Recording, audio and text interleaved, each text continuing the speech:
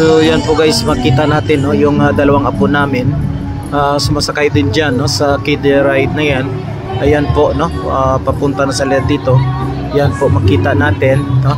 So dalang-dala din nila yung dalawang aso no, yung si Sia at saka si Zelly. Yan po, yan. So very happy sila guys no, nag-enjoy sila.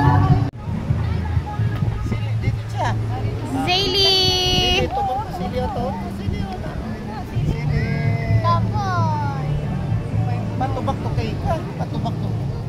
Siya. Ay matong pero Zayli. Hindi tubak to tubak. Harap ba sila?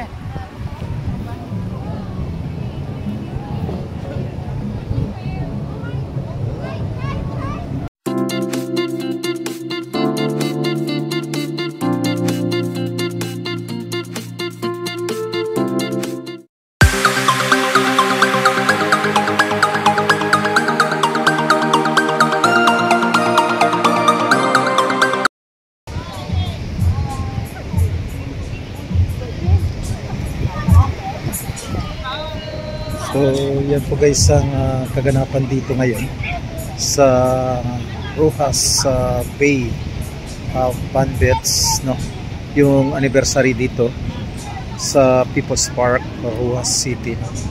Actually may ron silang banda supposed to be, but because yung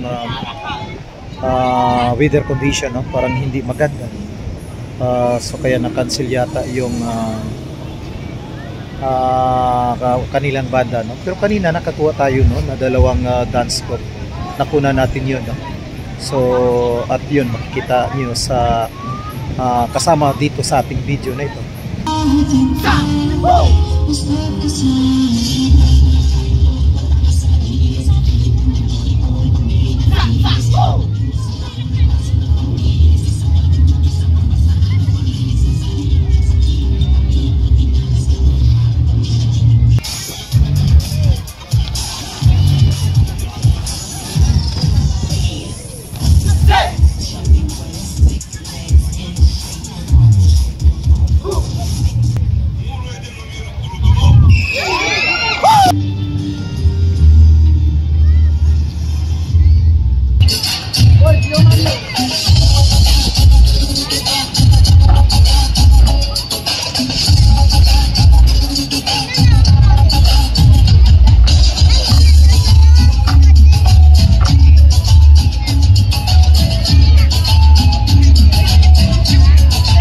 Nakuna natin yun no? So ito yung mga personnel no ng Rojas Bay Banbets. Kasama yan ang anak namin, yung youngest namin kasi nagtatrabaho sa dito sa Clark no. So anniversary ngayon, kaya kanina maraming tao, ngayon kunti na lang dahil nga kanina hindi maganda no, pangit yung condition kanina dahil nga parang maulan yata at malakas yung hangin no. So kaya yun, hindi kaya siguro, kaya yun ang dahilan kaya hindi natuloy yung banda. Pero makita natin sa unahan guys no, sa unahan makita natin yung kiddie rides dyan no? Yun ang tinginigiliwan ng mga bata dyan sa unahan. Mayroong mga sumasakay dyan, maraming rides dyan no? Mga 10-15 rides na pwedeng pagsakyan ng mga bata at kaya na rin matatanda no? May single doubles dyan na pwedeng pagsakyan. So yun ang kinigilawan ng mga tao dito sa People's Park Baybay, Rojas City tuwing hapon hanggang alas 9 ng gabi. So ito yung first anniversary dito ngayon. Kaya nga kanina maraming tao pagdating natin ng mga 5 o'clock no. Pero pagdating kanina ng mga 6 o'clock, so parang sumama yung panahon kaya hindi natuloy yung banda. So ito makita natin guys no, yung mga tao dito. Kahit yung mga tent nila no, yung mga tent nila hindi na wala na ano ng tabon, kinuha na yata dahil nga malakas dito hangin dahil nandito sa seaside at sa giliran ng Baybay. So yan po guys ang kaganapan dito ngayon makikita natin dito sa People's Park, Baybay, Roas City. So yan po, no, punta tayo sa unahan guys. Punta tayo dun sa unahan at para makita natin pa yung ibang mga sitwasyon dito, no. Ito, lumalakad tayo guys sa Seaside Beds. Yan, Baybay yan, Baybay Roas City, no. So pwede tayo makapagpaligo dyan. Sa mga previous na mga videos kung makita ito pag-araw, so maganda yung beach dito guys kasi malawak, maganda, at yung seaside niya ay maganda talaga yung pagkagawa, no. Mayroong mga ladders, no, yan, na hindi ka basta-bastang masisira dyan, no, o hindi ka basta-bastang maulog dyan dahil nga mayroong ladder. So yan po guys, no, makita natin yung kiddie rides dyan na kahit ganitong oras ay marami pa ring sumasakay dyan, no. So yan, maraming nakapila dyan guys. Yan po ang office, no, ng Rox Bay or Roas Baybay, no, Beach Fun. So mayroong pa music din guys, yan, no. So yan, makita natin yung mga bata dyan sumasakay. At ayan, yung apo natin, no, sumakay na rin. Binigyan yata ng libreng ticket, no, kasi yung bata ko dyan is one of the cashier dyan, no, sa Bay Rocks or Roas Baybay Fun Bets. Yan po guys. So malawak ito guys, no. Sa unahan makita natin yung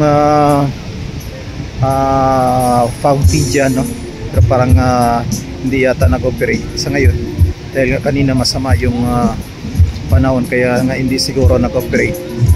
Kung minsan, no, or parati naman nag-operate yan, lalong lalo na pag maganda yung panahon guys, no? So for the meantime, andito tayo, no, sa Seaside Beds at kumukuha ng video. So ito yung malawak na tanawin dito guys, no, sa Baybay Roas City. So yan po, no, sa ngayon mababa yung tubig, no, maganda maligo dyan, no, kahit ganitong oras dahil masanag naman. Mayroon namang ilaw, no, na pwede kang makapagpaligo. So mayroon namang mga lifeguard personnel dyan nakaantabay pag sakaling mayroong emergency na mangyari, no, na hindi naman natin hinahanap yan, pero mayroong naka-standby na lifeguard. So yan po. So sa unahan guys, no, ng kiddie rides park nito ay yung highway, no, papuntang Kulasi Port, na kung gusto mo sumakay ng barko papuntang Manila, yun dyan guys, no. At yan po ay galing ng Roas City proper, at papunta naman dyan sa kaliwa ay yung papunta ng Dumulog, na kung saan maraming mapagbilan dyan ng mga dried fish, no. So sa ganitong oras guys, no, yung oras ngayon ay 8:15, no, marami pa ring tao. Pero siguro kung maganda lang yung panahon, hindi lang ganito makita natin guys, no? Kasi pag mayroong mga activities dito, minsan kahit mga 11-12 midnight, marami pa ring tao, no? Dito sa People's Park, Baybay, Roas City, no? So ito po guys yung kaganapan dito ngayon sa People's Park, Baybay, Roas City, Capiz, no, probinsya ng Capiz. So ito yung Roas City, ito yung capital ng probinsya ng Capiz, at yung sa amin ay bayan, yun ang bayan ng Mambusaw, no? Ito yung Roas, ito yung city namin, yung capital ng Capiz, Roas City. So yan po guys, dito lang nagtatapos muna yung video natin para dito sa first anniversary ng Rox Bay or Bay Rocks, no?